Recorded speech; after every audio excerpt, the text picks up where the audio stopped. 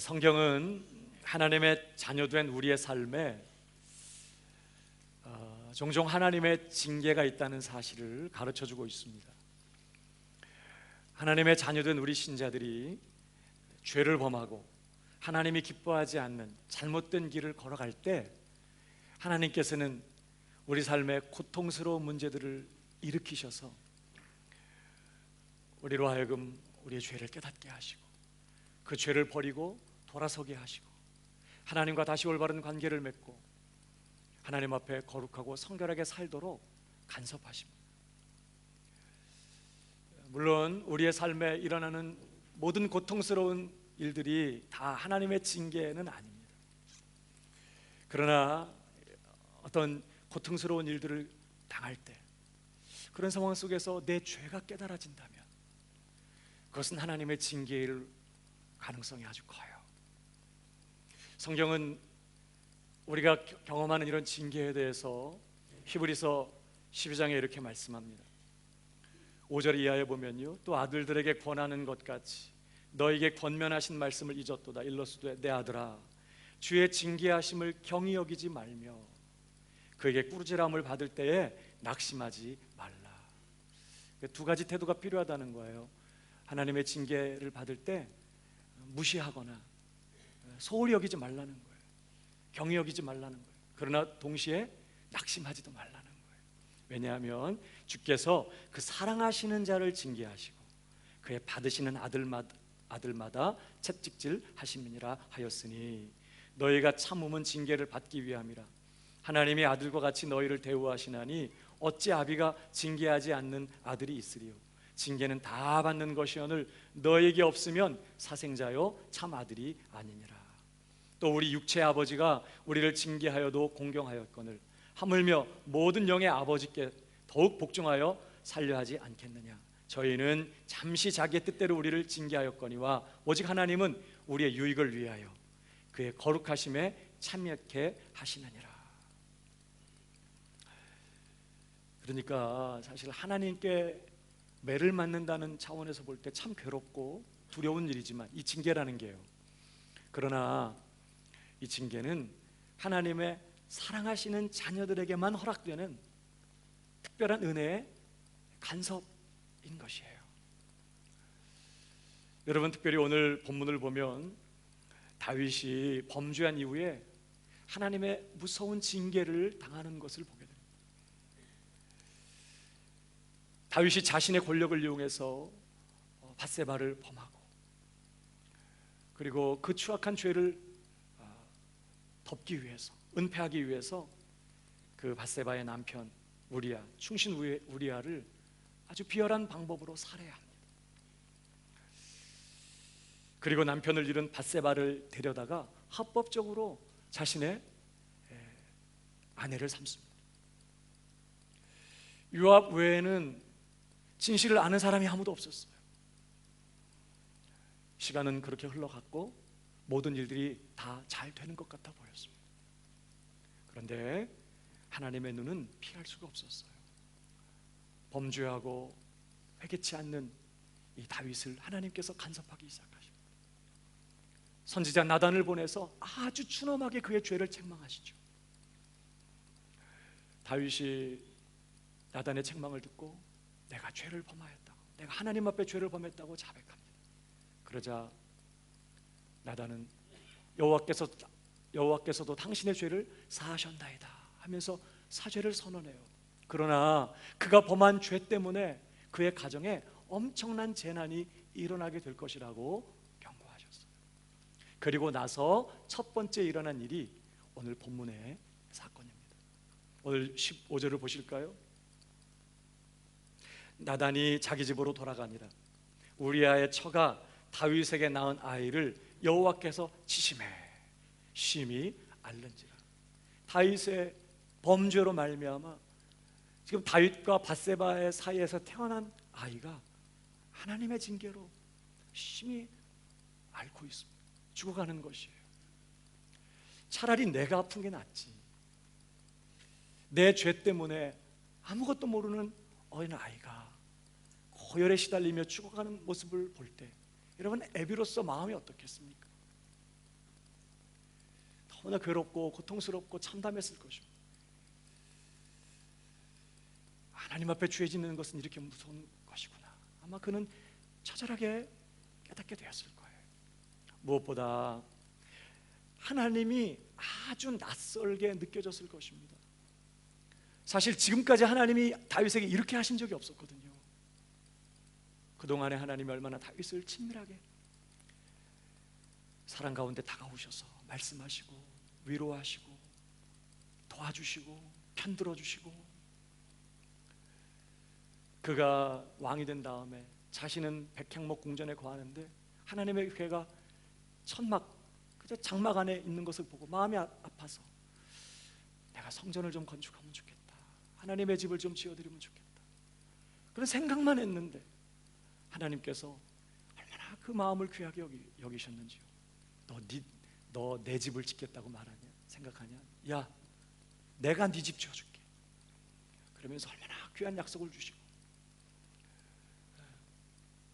정말 그동안에 하나님이 얼마나 그렇게 다윗을 사랑하시고 또 친밀하게 다가오셔서 위로하시고 말씀하시고 그렇게 하셨는지 몰라요. 그러던 하나님이 갑자기 마치 새끼를 빼앗긴 암곰처럼 돌변하셨어요. 범죄한 다윗의 삶을 향해 막 돌격하시는 것입니다. 무섭게 다윗의 죄에 대해 진노하시면서, 그런 모습 처음입니다.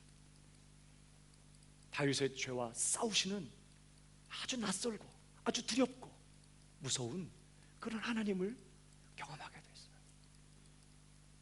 역시 혹시 우리 여러분 가운데 이전에 지금까지 사시면서 이런 하나님의 징계를 경험하신 적 있으십니까?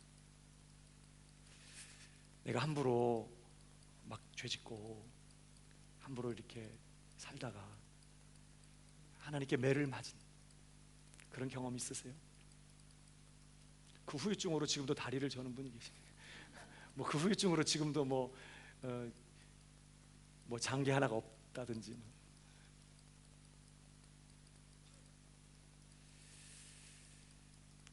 혹시 지금 이런 하나님의 징계를 경험하고 계시는 분 계십니까?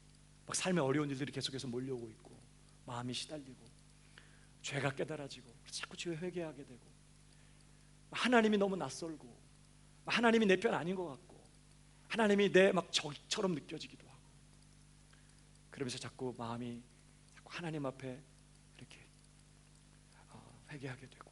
여러분 혹시 요즘 그런 가운데 계시는 분들이 계십니까?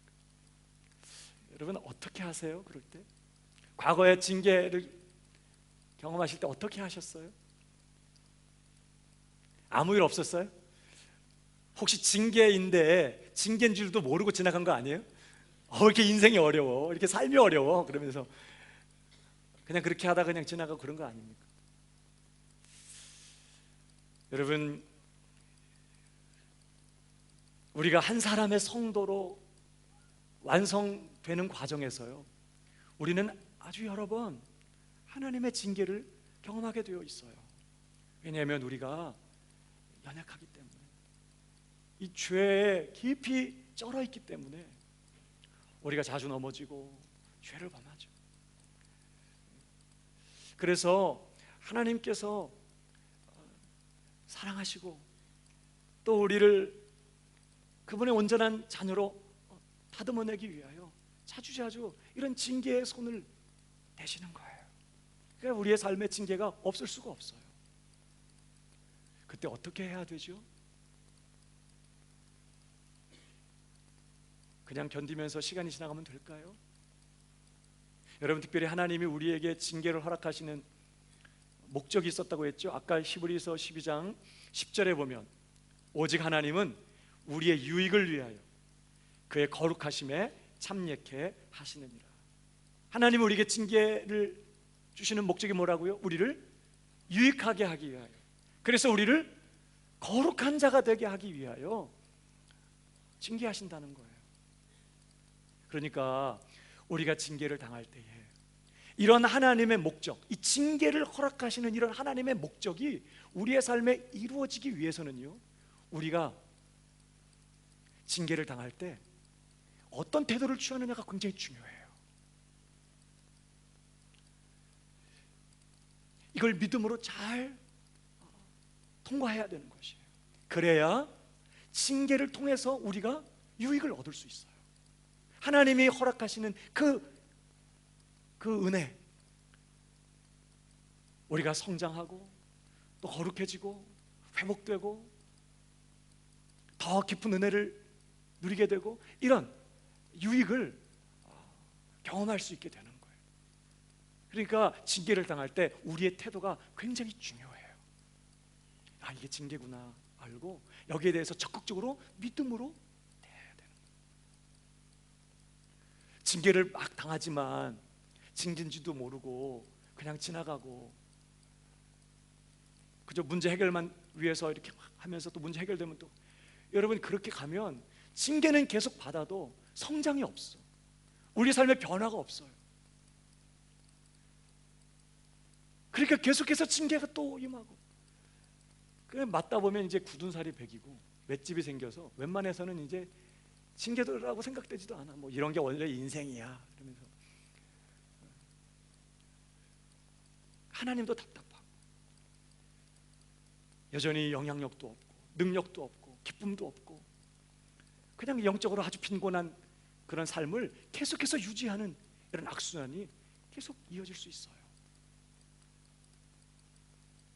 사랑하는 여러분, 징계를 피할 수 없다면 크고 작은 징계들을 통해서 성장하고 유익을 경험하고 거룩해지고 더 큰 영향력을 회복하게 되고 하나님 앞에 복된 인생을 살게 되는 저와 여러분 되기를 주님의 이름으로 축복합니다. 징계를 잘 받아야 돼요. 어떻게 해야 될까요? 징계 받을 때 내 삶에 징계라고 여겨질 때 우리가 어떻게 해야 될까요? 오늘 하나님의 징계를 당하고 있는 이 다윗의 모습을 통해서 우리는 우리가 징계를 당할 때 어떻게 믿음으로 대처해야 되는지 배우게 됩니다. 사실 오늘 한 3가지를 해야 되는데 시간이 안 돼요. 한 2가지만 우리 함께 살펴보려고 해요. 첫 번째로 우리가 하나님의 징계를 경험할 때 우리는 하나님께 매달려서 간절히 하나님의 도우심과 하나님의 은혜를 간구해야 한다는 것입니다. 여러분 오늘 16절을 보십시오. 다윗이 그 아이를 위하여 하나님께 간구하되 금식하고 안에 들어가서 밤새도록 땅에 엎드렸으니 그 집의 늙은 자들이 곁에 이르러 다윗을 일으키려 하되 왕이 듣지 아니하고 저희로 더불어 먹지도 아니하더라. 지금 다윗은요 자신의 죄 때문에 죽어가는 아이를 위하여 어떻게 했다고 그래요? 하나님께 나아갔어요. 하나님의 궤가 있는 그 장막 안에 들어가서 그런 식음을 전폐해요. 금식하면서 밤을 지새우며 하나님 앞에 간절히 매달렸다고 말합니다. 하나님, 내 죄를 용서하시고 긍휼을 베푸시고 불쌍히 여기셔서 이 아이를 살려 주시옵소서. 이 문제를 붙들고 하나님께 달려가서 하나님 앞에 간절히 매달려 하나님의 도우심과 은혜를 구하며 그렇게 하나님 앞에 엎드렸다고 지금 성경은 말해요. 여러분 우리가 하나님의 징계로 어려움을 당할 때 해야 될 첫 번째 일이 바로 이것이에요. 징계의 매를 들고 계시는 그 하나님으로부터 멀리 피하여 도망가는 것이 아니라 오히려 그 하나님 품 안으로 깊이 파고 들어가서 하나님 긍휼히 여겨 주옵소서. 생각나는 모든 죄들을 자복하고 회개하면서 하나님의 긍휼과 자비를 구하며 하나님의 회복의 은혜를 간구하면서 간절하게 하나님께 매어 달려야 한다는 거예요. 여러분 금식해 보셨어요?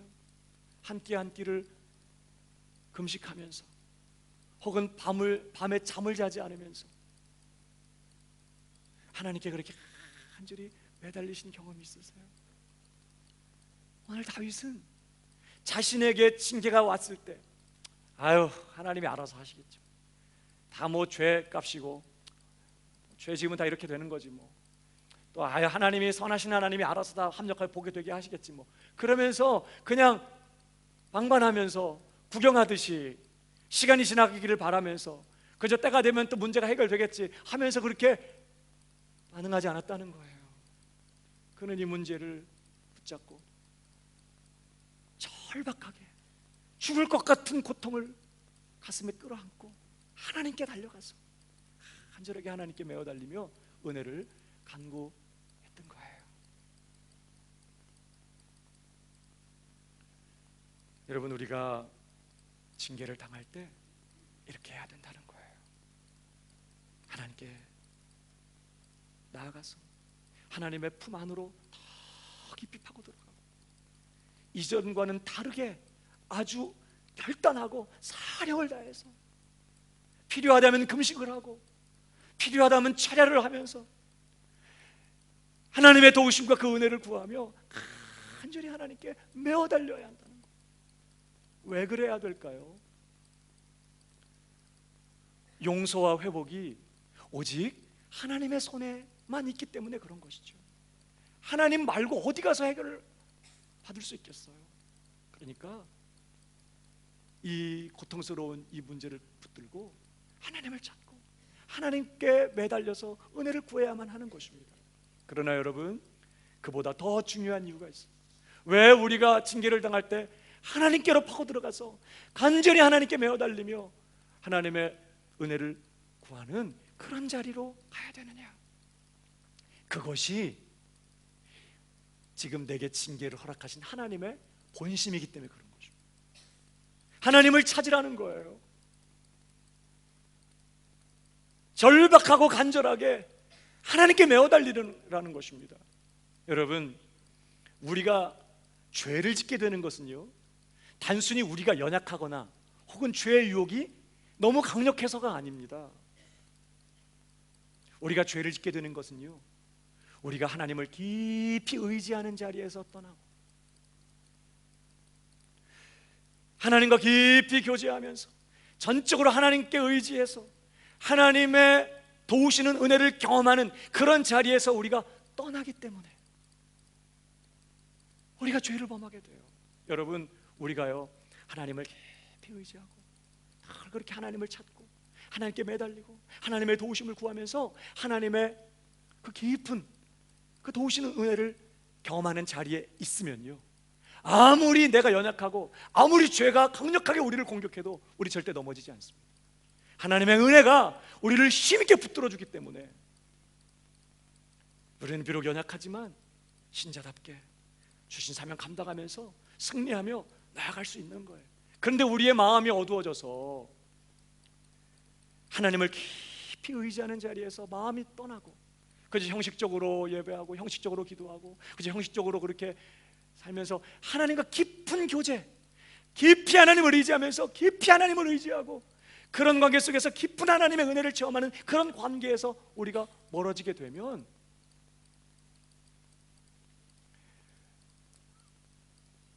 죄의 유혹을 이겨내지 못해요. 그러니까 우리를 향하신 하나님의 마음이 뭘까요? 우리가 늘 어떤 형편에 있든지 뭐 잘 되든지 못 되든지 어떤 상황에 있든지 우리가 늘 하나님과 깊은 관계를 맺는 거예요. 하나님을 깊이 의지하고 늘 하나님을 간절히 찾고 마음을 주님 앞에 쏟고 그런 자에게 베푸시는 하나님의 그 깊은 은혜를 늘 경험하면서 하나님의 그런 은혜 가운데 늘 그렇게 서 있는 거예요. 그걸 하나님이 원하시거든요. 근데 여러분, 오늘 이 다윗이 삶의 위기를 만난 거예요. 그렇게 이전에 어려울 때, 목동 시절에 혹은 사울에게 도망 다닐 때, 처음에 왕이 되어서 나라를 막 안정시켜야 되고 막 그럴 때, 그때는 다윗이 얼마나 간절하게 하나님을 의지하는지 몰라요. 하나님을 찾고 하나님의 도우심 없이는 안 되니까 전쟁터에서 때로는 사로잡은 말 발에 힘줄을 끊으면서 나는 오직 하나님만 의지하겠습니다. 전적으로 하나님께 매어달리고 늘 그렇게 하나님께 의지하면서 하나님께 아주 딱 달라붙어서 하나님을 쫓아가는 그런 삶을 살아요. 그러니까 하나님께서 깊은 은혜를 늘 다윗에게 쏟아 부으셔요. 그 다윗이 그런 은혜 속에서 그가 승리하고 잘 되고 평안하고 번영을 누리게 되고 그렇게 되는 것이죠. 근데 문제는 그렇게 그가 하나님의 도우심으로 잘 되고 번영하고 안정되고 평안해지다가 자기도 모르게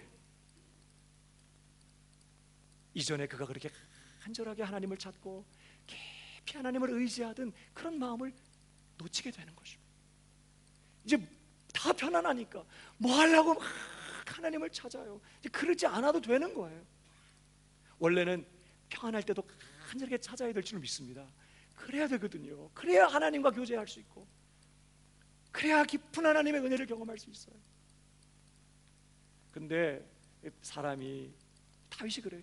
평안해지고 안정되고 이제 해가 돌아와서 왕들이 출정할 때가 되었지만 이제 내가 직접 전쟁터에 안 나가고 신복들만 보내도 될 만큼 나라가 견고해지고 걱정거리가 없어지고 마음이 편안해졌을 때 그는 이전에 간절하게 하나님을 찾고 마음 깊이 하나님께 의지하면서 하나님께 친밀하게 교제하며 하나님의 깊은 은혜를 받아 누리던 그러한 영성을 잃어버려요. 편안하니까. 그게 위기죠. 그러니까 점점 어떻게 해요? 먹는 거 잘 먹고 그저 잘 자고 편안하게 잘 지내지만 하나님의 은혜는 자꾸 사그라들어요. 은혜가 식어. 이 사모하는 자에게 만족함을 주신다고 계속해서 맹렬하게 불꽃처럼 하나님을 찾아야 되거든요. 그래야 하나님의 은혜가 부어지거든요. 근데 우리의 마음이 높아져서 하나님 가난한 마음을 잃어버리고 하나님 찾지 않게 되면 은혜가 식어요. 그럼 어떻게 돼요? 우리의 마음이 굳어져요. 마음이 둔해집니다. 마음이 또 영적으로 어두워져요. 그러면서 어느 지경까지 가느냐? 오늘 다윗처럼 하나님이 그토록 미워하시는 간음죄, 살인죄, 이런 사악하고 추악한 죄를 연거푸 지으면서도 전혀 죄인 줄을 깨닫지를 못해요. 왕이니까 당연히 뭐 해도 되지 뭐 이 정도는, 이렇게 생각하고 있더라는 거예요. 은혜가 떨어지니까 마음이 굳어지고 어두워져서 하나님의 뜻을 놓치고 깊이 죄 가운데 거하는 이러한 자리로 떨어지고 말더라는 거예요. 그러니까 우리가 이게 잘 되든 못 되든 평안할 때든 뭐 어려울 때든 우리 마음이 하나님을 향하여 맹렬하게 타올라야 될 줄로 믿습니다. 하나님 당신을 갈망합니다. 하나님 당신을 사모합니다. 나는 주님이 필요합니다. 주님 없이 아무것도 아닙니다. 그래서 깊이 주님을 의지하고 간절히 주님을 찾고 그런 자에게 주시는 하나님의 은혜를 오늘도 공급받아서 그 은혜의 힘으로 오늘 하루를 믿음으로 살아야 되는데, 눈에 보이는 환경이 편안해지면요 이상하게 우리가 그렇게 연약해져요. 고난 있고 어려울 때는 막 그렇게 하나님 찾고 의지하다가 아무 어려움 없으면 기도 안 해요. 철야 꿈도 꾸지 마. 금식 내가 왜? 그러면서 그냥 그렇게 육신적인 삶에 빠져들게 되는 것이죠. 이상하게요, 한번 그렇게 은혜가 식어지고 그래서 죄 가운데 무너지고 그렇게 되면 내가 지금 이러면 안 되지, 다시 하나님 찾아야지 이렇게 생각해도 이게 잘 안 돼요. 우리 힘으로 다시 스스로 일어나서 다시 이전처럼 막 하나님 걸 향하여 돌진해 나아가면서 간절하게 하나님을 찾으며 하나님께 매어 달리며 깊이 하나님을 의지하면서 다시 깊은 은혜를 회복하는 일이 우리 힘으로는 잘 안 돼.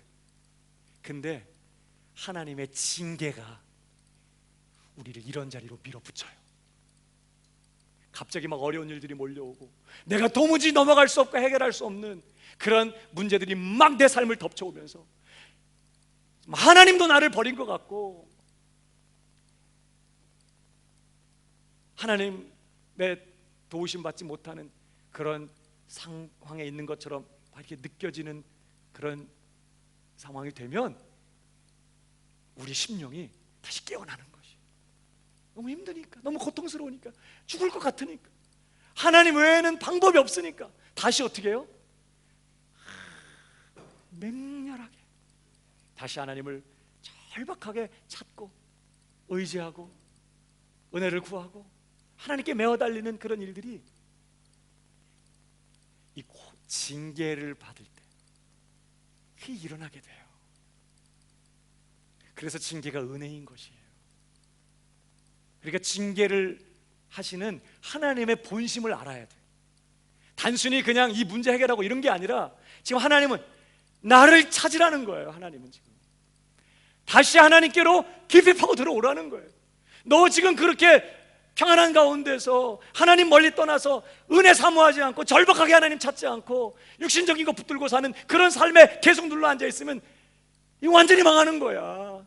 너 정신 차리고 다시 날 찾아야 돼. 내 깊은 품으로 들어와야 돼. 하나님의 본심이 그런 거라고요.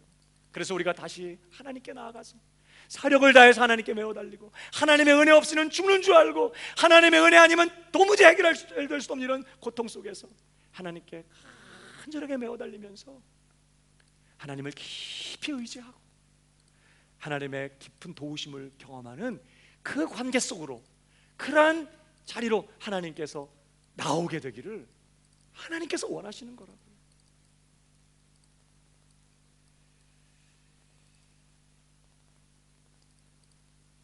그러므로 징계를 당할 때, 징계라고 여겨질 때, 왜 내게 이런 어려움이 있지? 왜 내게 이런 고통이 생겼지? 라고 할 때 그냥 세상적인 방법을 붙잡고 시간이 가기만을 기다리면서 그냥 그렇게 해서는 안 된다는 거예요. 뭔가 분명한 하나님과의 관계를 점검해 봐야 되는 거예요. 간절하게 하나님을 찾고 하나님과 그래서 깊은 관계를 맺고 하나님을 깊이 의지하면서 다시 하나님의 음성이 들리고 하나님의 마음이 내 심령에 부어지고 하나님의 은혜가 내 인생을 다시 붙들게 되는 이런 자리로 돌아가야 되는 거예요. 다윗은 이 징계 때문에 그동안 잃어버렸던 영성을 회복하기 시작해요.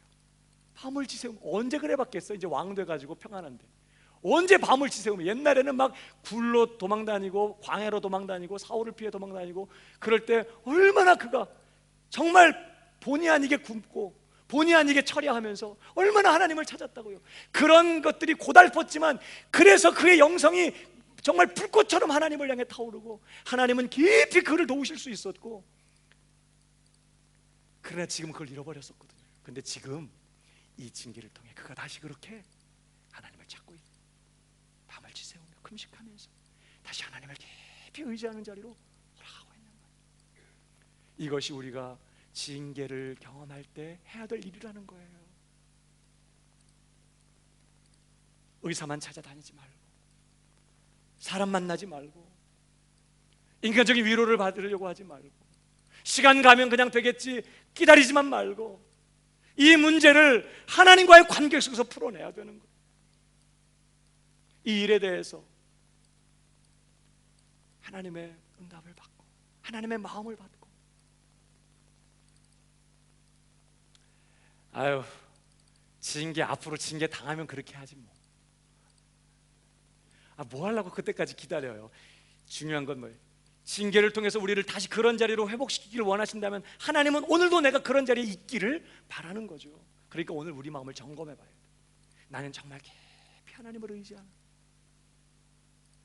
나는 깊이 하나님을 찾고 갈급하게 하나님을 의지하고, 오늘도 이렇게 교회 왔지만 간절히 하나님의 은혜를 사모하면서 하나님께 내 마음을 쏟고 하나님의 마음을 기다리고 하나님의 은혜를 구하고, 그렇게 오늘도 깊이 하나님을 의지하는 그런 자리에 있는지 우리 자신을 살펴봐야 돼.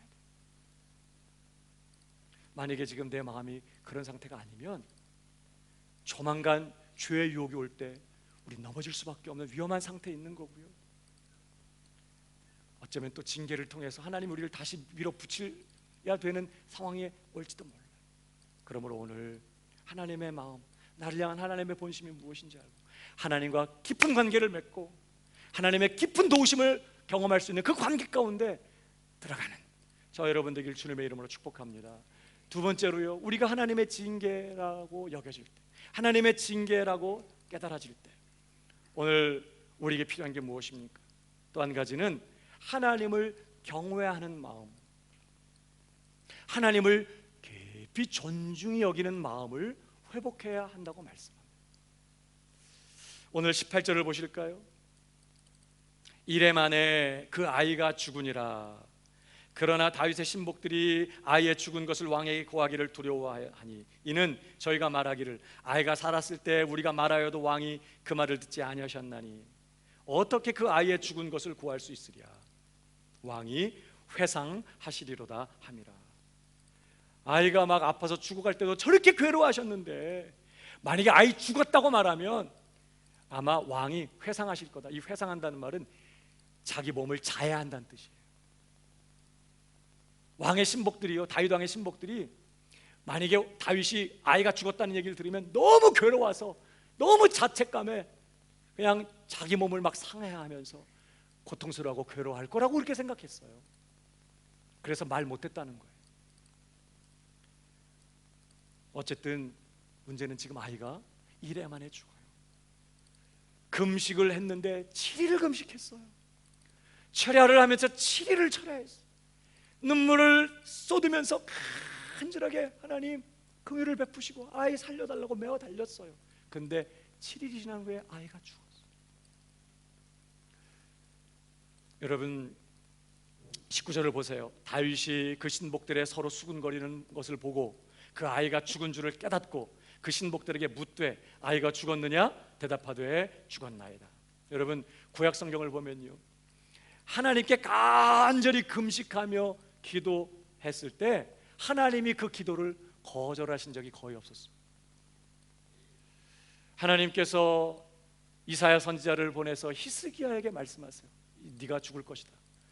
다 가산을 정리하고 이제 죽을 준비해라. 그때까지 히스기야는 아이가 없었어요. 자식이 없었어요. 근데 하나님께서 지금 병이 들었는데 그 병이 낫지 못하고 죽을 거라고 말씀하시는 거예요. 선지자를 통해서.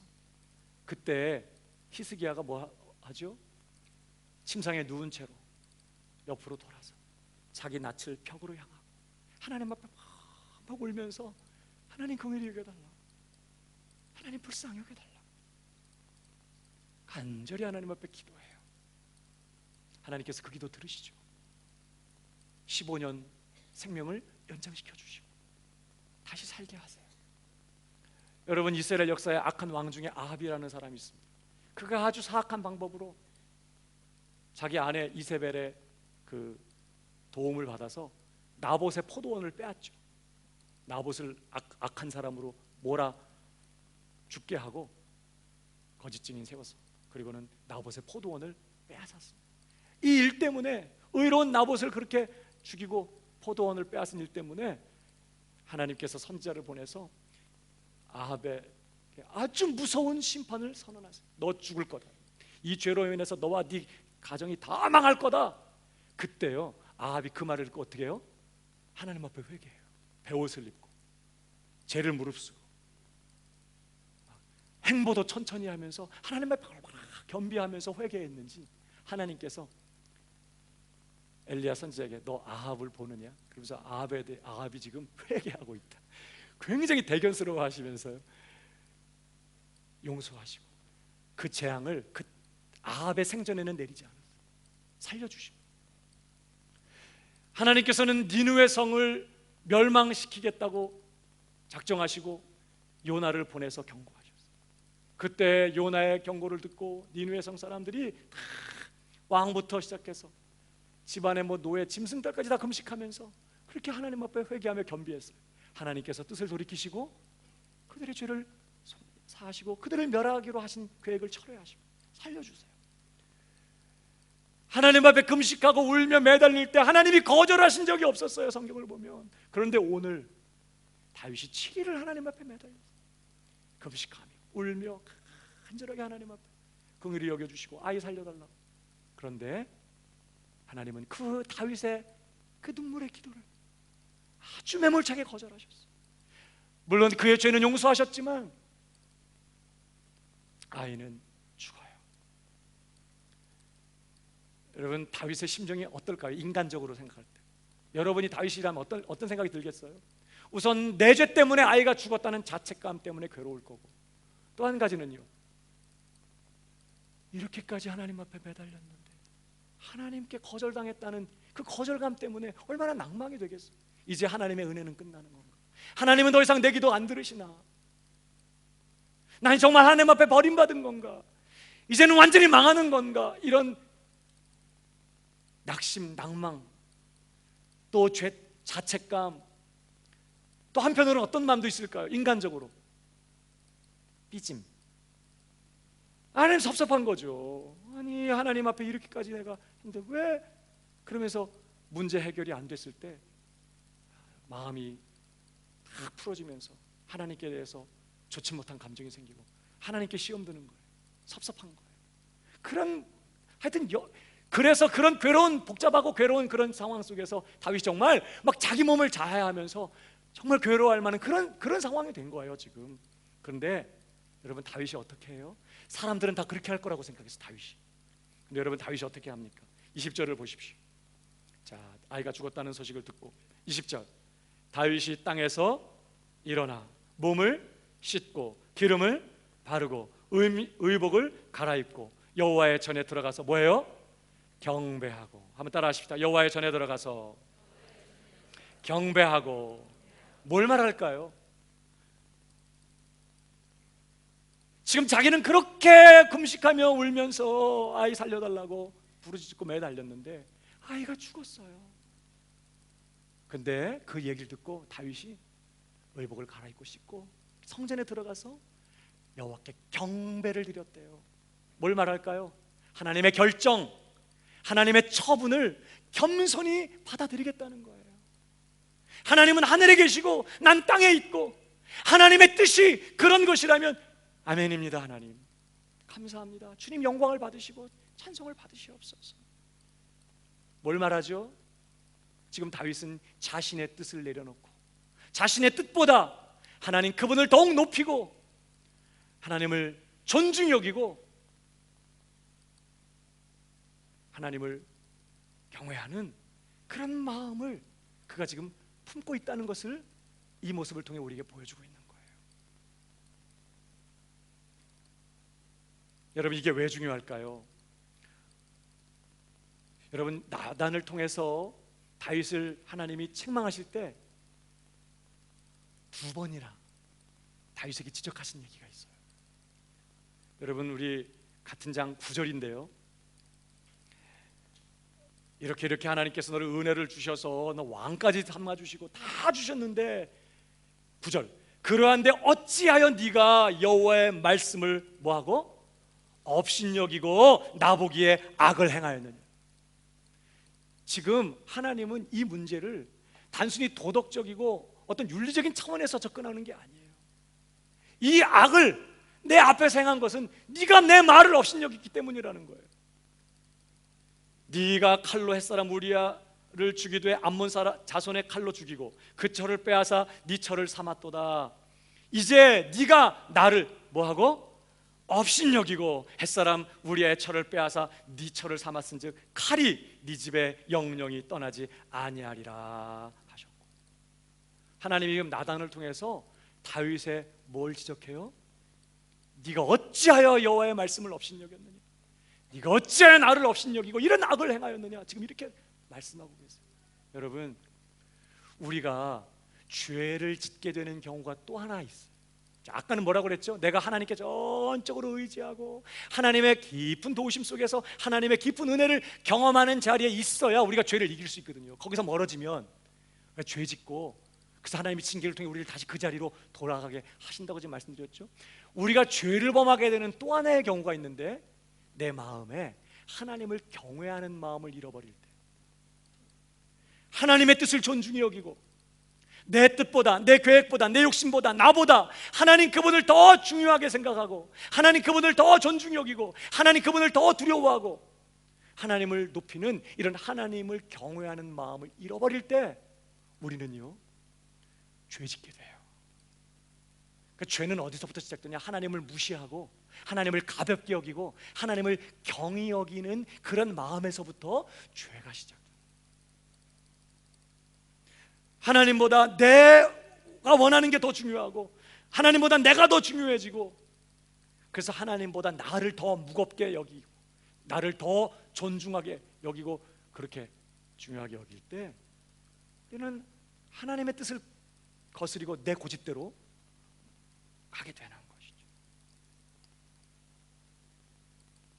여러분 우리가 하나님과 계속해서 올바른 관계를 맺고 계속해서 하나님과 친밀한 교제를 누리면서 계속해서 하나님의 도우시는 은혜를 계속해서 누리면서 승리한 인생을 살려면요, 우리 마음이 하나님을 경외하는 마음이 돼요. 하나님을 깊이 존중히 여기고 하나님의 뜻을 존중히 여기면서 하나님을 두려워하는 그런 마음이 되어야 우리가 계속 하나님과 올바른 관계를 맺을 수 있어요. 근데 우리가 그 마음을 놓치면요, 매번 우리가 하나님을 이용하기 시작하고 하나님을 함부로 대하고 하나님을 무시하고 하나님의 뜻을 경홀히 여기면서 하나님을 소홀히 여기게 돼요. 여러분, 요셉이요, 그 무서운 미세스 보디발의 유혹을 이길 수 있었던 비결이 뭐예요? 막 나이 드신 분이 화장품 짙게 하고 와가지고 막 아우 요즘 외로워 막 이러고 달라붙으면 얼마나 무섭겠어요. 내 이상형도 아닌데. 농담이고요. 지금 이 여주인의 청을 거절하면 이 집안에서 이제 끝장나고 이제 좋은 시절 다 지나간다는 거 알아요. 이 여주인 말 잘 들어줘야 이 집에서 편할 수 있다는 걸 누구보다 잘 아는 사람이에요, 요셉이. 그런데도 이 이기기 어려운 이 한참 젊은 나이에 이 성적인 이 유혹이요, 이것을 그가 너끈히 이겨낼 수 있었던 비결은 딴 거 아니었어요. 그가 여주인보다 하나님을 더 두려웠기 때문이었어요. 자기 자신보다 하나님이 더 중요하게 여겼기 때문이었어요. 내가 어찌 이 큰 악을 행하여 여호와께 득죄하리이까? 차라리 내가 죽겠습니다, 이런 거죠. 하나님, 그분 뜻을 거스려 살 수 없습니다. 그러니까 하나님을 깊이 경외하는 마음, 하나님을 깊이 존중히 여기는 그 마음이 있었기 때문에 요셉이 범죄하지 않아요. 그래서 어려움을 당했지만 결국은 그것이 애굽의 총리가 되는 길목이 되는 거예요. 우리가 언제 범죄한다고요? 하나님 업신 여기는 마음, 하나님 경히 여기는 마음, 하나님을 존중히 여기는 마음을 잃어버릴 때 우리는 죄를 짓게 돼요. 다윗이 그런 것이에요. 그가 하나님의 도우심과 은혜로 성공하고 잘되고 계속적으로 하나님의 도우심으로 그가 막 잘 될 때 자기도 모르게 마음이 어두워져 버립니다. 마음이 높아지고 하나님을 만만하게 여기게 되는 거죠. 이제 내가 언제나 기도하면 그냥 응답해 주시고, 내가 부르짖으면 원하는 거 들어주시고, 늘 오셔서 위로해 주시고 내 편 들어주시고, 그걸 당연하게 여기면서 하나님을 두려워하고 하나님을 존중히 여기는 그런 마음을 잃어버리게 된 거예요.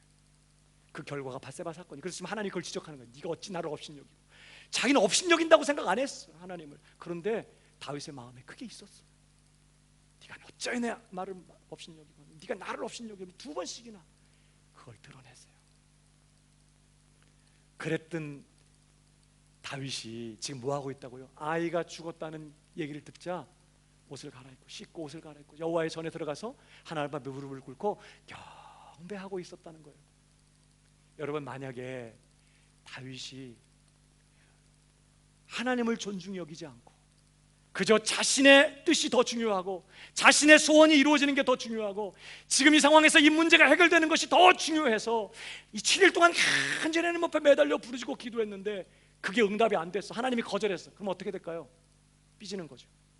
하나님께 시험 드는 거예요. 여러분, 그렇지 않겠어요? 여러분 혹시 하나님 앞에 간절하게 이 문제를 해결해 달라고 매달리고 또 그러면서 막 하나님 앞에 막 기도하고 또 하나님 앞에 바로 서려고 애쓰면서 막 매달렸는데 결국은 이 문제가 해결이 안 되고 이게 아주 큰 어려움으로 그냥 탁 떨어졌을 때 여러분 마음 어때요? 뭐야 이거? 괜히 하나님 앞에 섭섭한 생각이 들고 마음에 시험이 오고 안 해! 막 이런 생각이 들면서 괜히 하나님께로부터 마음이 확 돌아서는, 여러분 그렇다면 하나님 경외하는 마음을 잃어버린 상태. 지금 하나님보다 지금 내가 더 중요한 거예요. 하나님이 내 말 안 들어주시고 내 뜻 안 들어주시면 막 화내고 짜증내고 막 원망하고 막 섭섭하고 막 삐지는 것이죠. 우리가 그렇게 되기가 쉽거든요. 근데 지금 다윗이 아이가 죽었다는 얘기를 듣고 어떻게 했다고요? 삐지거나 시험 들거나 낭망하거나 속상하거나 그런 게 아니라 하나님 앞에 나아가 경배했다는 말은 그가 마음으로부터 하나님을 존중히 여기고 하나님 그분의 뜻을 내 뜻보다 더 높이고 하나님 그분을 경외하는 그런 마음을 붙들고 있다는 것을 지금 우리에게 보여주는 것이에요. 사랑하는 여러분, 우리가 하나님의 징계를 경험할 때 우리가 반드시 회복해야 될 게 바로 여기에요. 문제가 해결되는 게 중요한 게 아니라, 자, 하나님과 깊은 관계를 맺고 내가 하나님을 깊이 의존하는 그런 관계 가운데 하나님의 은혜를 경험하는 관계로 돌아가는 것만이 아니라, 두 번째 뭐라고요? 하나님을 깊이 존중히 여기고, 하나님은 하늘에 계시고 나는 땅에 있고, 하나님 그분은 내 하나님이시고 그분이 주인이시고 그분이 왕이시고 나는 그분의 것이고 그분의 종이고, 그 관계 속에서 하나님을 경외하고 하나님을 깊이 존중히 여기는 그런 마음을 회복하는 거예요. 이게 징계를 받을 때 우리에게 반드시 있어야만 나는 하나님의 뜻이라는 거예요.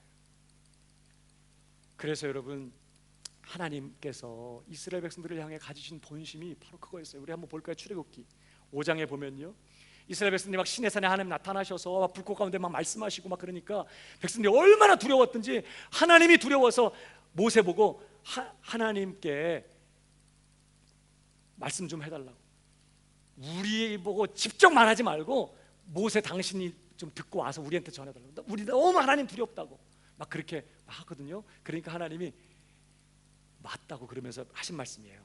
다만 그들이 항상 이 같은 마음을 품어 나를 경외하며 나의 모든 명령을 지켜서 그들과 그 자손이 영원히 복받기를 원하노라. 우리가 계속해서 하나님의 명령을 쫓아 살 수 있는 비결이 어디서부터 나오냐? 하나님 그분 앞에서 하나님을 두려워하고 하나님을 경외하는 그런 마음으로부터 하나님의 뜻대로 살 수 있는 힘이 나오고, 그러면 그런 삶이 계속해서 하나님의 복을 누리는 삶이 될 수 있다는. 그래서 항상 이들이 이렇게 낮은 마음 가지고 나를 경외하는 마음을 품어서 계속해서 복을 누리게 되기를 원한다. 하나님 그렇게 말씀하십니다.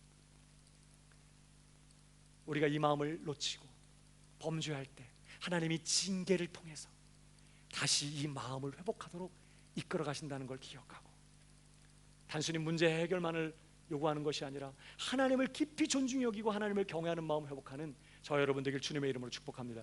이게 징계를 당할 때 우리가 해야 될 또 하나의 일이라는 것이죠. 여러분, 이 하나님을 경외함이 얼마나 중요한지요. 성경 전체가 하나님을 경외하는 도를 우리에게 가르쳐주는 책이기도 한데, 특별히 시편만 해도요, 이것에 대해서 참 많은 것들을 말씀하셨어요. 하나님을 경외하는 마음이 얼마나 중요한지요. 여러분, 시편 25편 12절을 보십시오. 여호와를 경외하는 자 누구뇨? 그 택할 길을 저에게 가르치시리로다.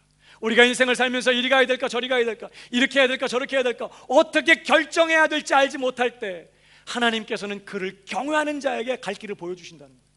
무엇이 생명의 길이고 선한 길인지 우리는 몰라요. 지금 내 결정이 앞으로 얼마나 참혹한 결과를 이루게 될지 우린 전혀 알지 못하는 상태에서 한 걸음 한 걸음을 내딛고 있거든요.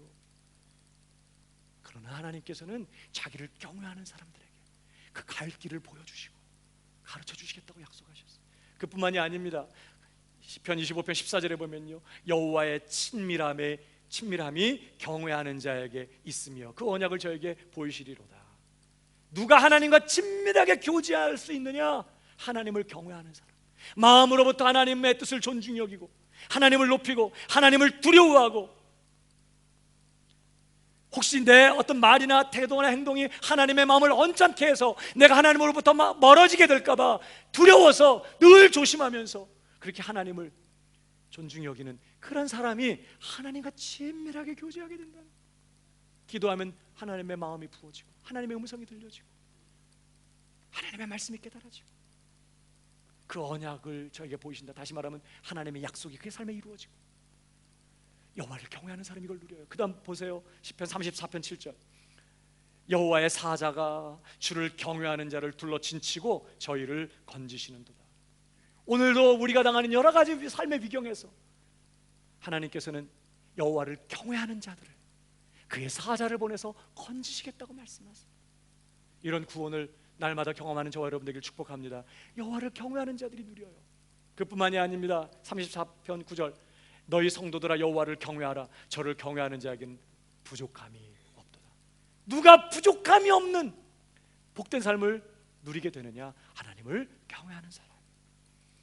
뿐만 아니라 103편 13절에도요, 아비가 자식을 불쌍히 여김같이 여호와께서 자기를 경외하는 자를 불쌍히 여기시나니.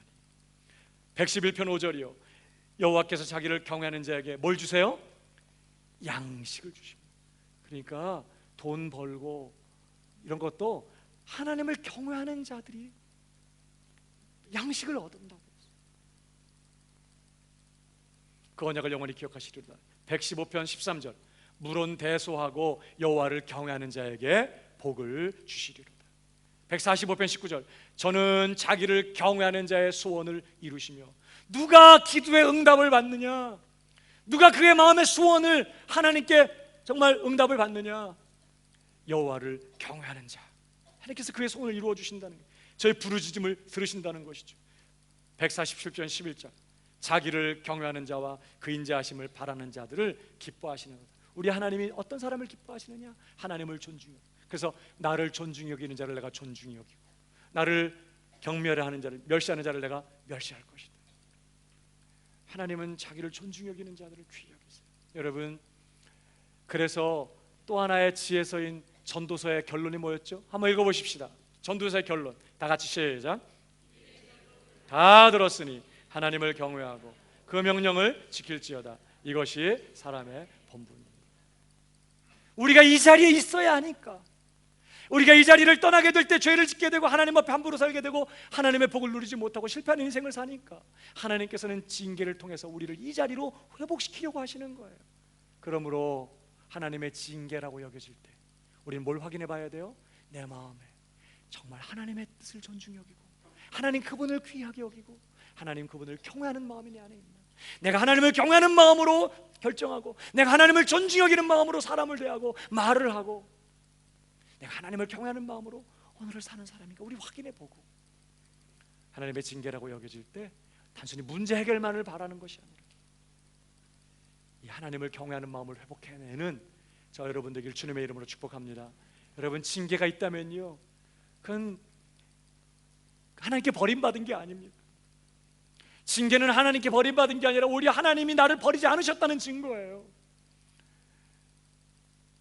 징계는 하나님이 여전히 나를 사랑하시고 하나님이 지금 내 삶에 계속해서 더 큰 은혜를 베푸시고 계속해서 내 삶을 도우시면서 내 삶을 통해 영광을 받으시고 내 삶에 하나님의 더 귀한 은혜를 베풀기 원하시는 뜻이 이 징계에 담겨 있다는 것을 기억하고, 혹시 삶의 어려운 문제들을 겪으면서 이게 하나님의 징계인가 이런 생각이 떠오른다면 두 가지를 오늘 점검해 봐야 돼. 내가 마음을 다해서 마음 깊이 하나님을 의지하고, 그래서 깊은 하나님의 은혜를 경험하는 그 자리에 지금 내가 있는가? 아니면 빨리 그 관계를 회복하는 자리로 가요. 금식을 하고 철야를 해서라도 내 마음이 맹렬하게 하나님을 향하여 달려가고 하나님께 달라붙어서 하나님께 전적으로 의지하면서 하나님의 큰 은혜를 경험하는 그 관계 속에 나를 묶어야 돼요. 또 한 가지, 징계라고 여겨질 때 내 마음 안에 하나님을 경히 여기는 마음이 없었나 확인해보고, 깊이 하나님을 존중히 여기는 마음, 하나님을 경외하는 마음을 회복해서 징계를 통해 더 성장하고 하나님의 징계를 통해 더 큰 하나님의 복을 누리게 되는 우리 광명교회 성도들 다 되기를 주님의 이름으로 축복합니다.